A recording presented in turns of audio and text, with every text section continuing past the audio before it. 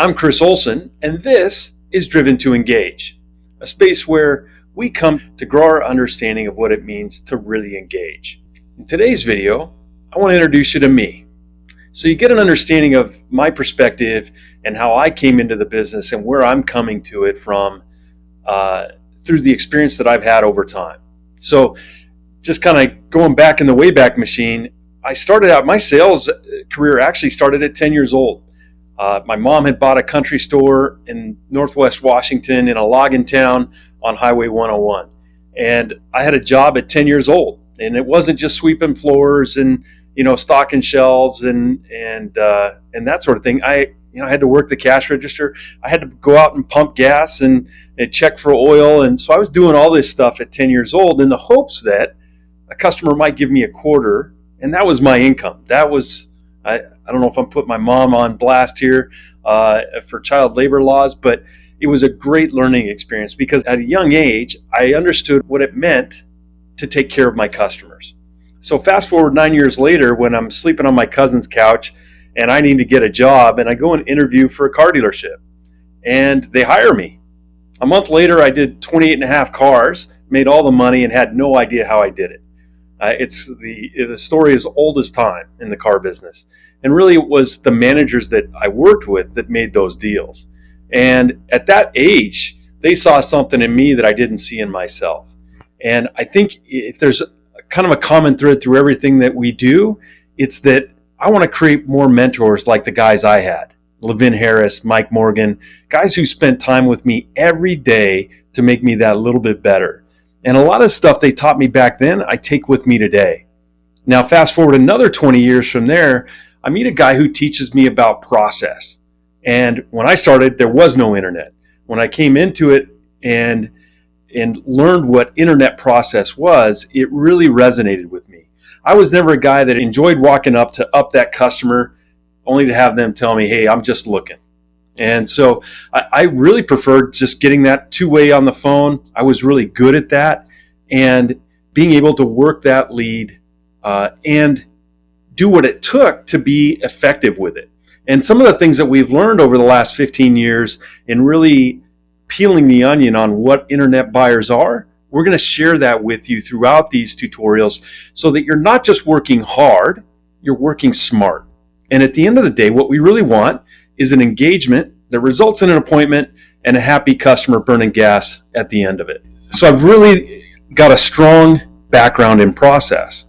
But now I was also doing consulting, and consulting in dealerships where the process was that if a salesperson got two-way with a customer, that the result of that phone call had two things. Either the salesperson set an appointment or they introduced a manager before they hung up. Now, I consulted in stores for almost a decade until I actually went into work at a dealer group I had been consulting at. And for all that time, these managers were struggling. They didn't want to get involved in these phone calls. They didn't want to take a live turn on a phone call. Joe Webb's video about just get them in. That's a reality, right? Most managers feel like when they hit the desk, they've arrived. But really, in order to be effective on the internet, to really get the most out of the opportunities created by your marketing team, you got to get involved. Because if you can it's shooting fish in a barrel to open up leads and see that your salespeople aren't looking at things the same way that we would as a manager. And so when I went in to do retail and do it as a sales manager, I had all eyes on me going, all right, dude, you've been telling us about how to do these live turns. Now let's see how you do it. So I really had to walk my talk. And when I went into that store, I had one duty from the GM. It was go into the CRM and find opportunities where they'd been dropped and then make deals out of it. And in that first week, I had a steady stream of customers coming in to the extent that the salespeople, I didn't have to ask them to bring me these phone calls. They were running at me with their phones. And so over the course of that next 2 years, I had talked to literally thousands of people at that moment when they're making a decision where they're going to buy their car. And what I found was that there's only a handful of reasons. And if we manage that phone call properly, we can get them into these little buckets that makes it easier for us to manage a half dozen objections as opposed to a plethora when we open up a conversation by saying, I just received your request and I wanted to see if I could answer any questions for you.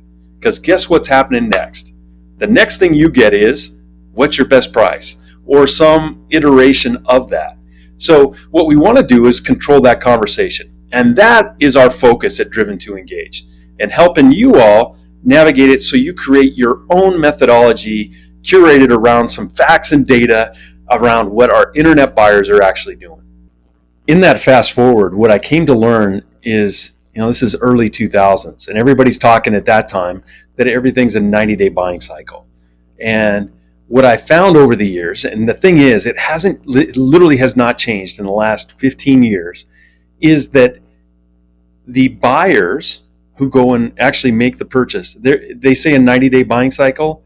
At the point you receive it in the dealership, the data would just tell you that those buyers are on day 85. And so now, if you think about what they've done, right? They've given name, phone number, email address to a car dealer.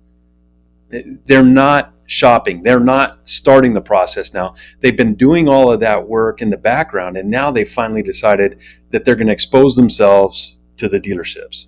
And so a lot of what we're going to be talking about is correcting that piece. They avoid us because of our reputation, because of all the things in our past, the pinky ring and gold chain guys. They're trying to avoid that. And the beauty of what we have today is that we get to rewrite that script. It's a new day. And especially after COVID, everything has changed since then. And so we really want to, and everything that you'll see that we're doing here is focused on that customer experience. When we talk about creating your value proposition, I would highly suggest that you not take the route that we're the lowest price in the market and that's all we care about. Because guess what? What I found in taking those thousands of calls live off of turns from my salespeople was it wasn't about the price. It's not to say that it wasn't occasionally. Yes, we know these people. They're called grinders. The problem most people have when you think about internet is that all you've seen are grinders because you as a sales manager see it in this way. Salesperson walks up to the desk and says, "Hey boss, can you get me a 36-month lease with 12,000 miles and $2,000 down? Let me know what that looks like, 36 and 39 months. Thanks." And then the moment that you hear that conversation, it's stop. Wait a minute. How come I'm not talking to your customer right now? Because if they got to that point and you think that you giving them numbers is going to help them make their appointment, I'm here to tell you that everybody's doing way too much unproductive work that causes us to lose the profitability in the deal and creates a worse customer experience. So what we want to do is find the customers that we want, not the grinder customer. If you need the grinder customer, if you need the unit volume, let's go get it. And we know how we can increase the spigot there.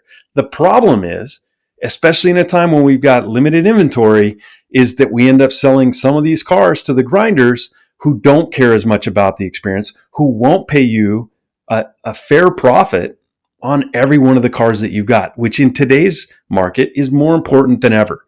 So this is really at the core of what we're focused on in the training that you're going to see in these coming videos. So sit back, enjoy the ride. This isn't going to be like your typical corporatized, who knows, we might even drop an F-bomb in here. So sit back, relax, take some notes, make it your own, hit it on repeat, whatever it takes, but we want to be successful. And now is the time we have to do it. We're headed out of the COVID period into this unknown period where we've got a little bit of inventory and we're starting to see the grinders coming out of the woodwork now. There's all this pent up demand. So here we go. This is Driven to Engage.